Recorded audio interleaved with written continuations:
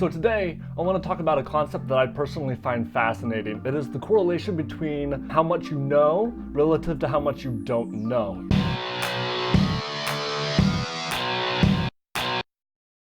Now, when I was in college, I had a very interesting discussion with my professor. I walked into the office one day and I said, the more I study my major, which was international affairs, the more painfully aware I become of how little I know relative to how much there is total to know about the concept of international affairs. To which my professor gave me an emphatic good. So ever since we had that discussion in her office that day, the correlation between how much you know and how much there is still yet to learn and your awareness between the two has been very fascinating to me. And it's kind of always been in the back of my mind that the more I learn, the more I become aware of how little I actually know relative to how much there is yet to learn. Columbia University professor and neuroscientist Stuart Firestein, in his TED Talk, The Pursuit of Ignorance, used the analogy of ripples on a pond. As the circle of knowledge expands, as those ripples of knowledge expand, so too does ignorance, which is the circumference of knowledge. So basically, as knowledge expands, the circumference, which is ignorance, also expands. So then, knowledge generates more ignorance. Albert Einstein is credited as saying it this way: as our circle of knowledge expands, so does the circumference of darkness surrounding it. You can think about it this way: if all you knew was your house or your apartment, you would think you know quite a lot about the world, because to you the world was your house and your apartment and you can navigate it quite easily in the dark. But as your circle of knowledge expands and you become aware of more that is outside your apartment, you become aware of a neighborhood and then of a town and then a city and then a wide world, you become more and more aware of how little you know relative to how much more there is yet to explore. And as you stare out into the far horizon, you are much more aware of how much more there is to explore than you were when all you knew was your apartment. The key is to be painfully aware of your ignorance. As James Clerk Maxwell said, thoroughly conscious ignorance is the prelude to every real advance in science.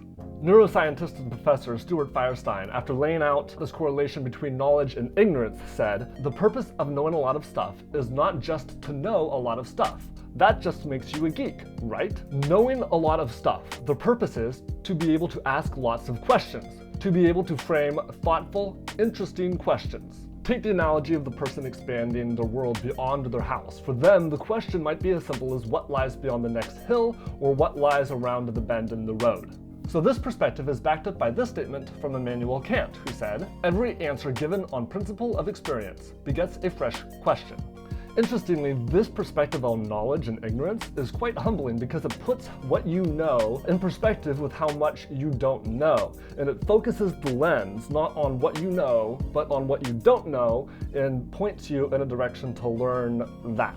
It puts your knowledge into perspective with the circle of unknown, the circle of darkness that surrounds your circle of knowledge. You also come to an understanding that the difference between how much you know and what people that know less than you know is actually very small relative to how much you know relative to how much there is yet to learn. Take this statement from Albert Einstein, who said that the difference between what the most and least learned people know is inexpressibly trivial in relation to that which is unknown.